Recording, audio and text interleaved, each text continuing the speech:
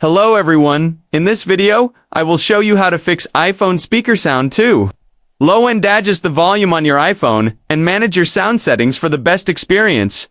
The easiest way to change the volume is by using the physical volume buttons on the side of your phone, located just below the action button or silent switch. These buttons adjust the sound for videos, music, and ringtones in small increments. If pressing the buttons doesn't change the volume, go to Settings, Sounds and Haptics, and make sure Change with Buttons is turned on.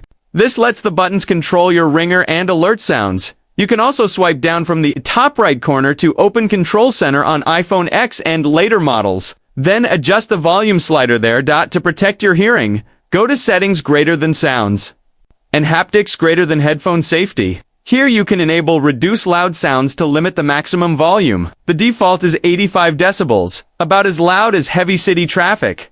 But you can raise it up to 100 decibels if you want.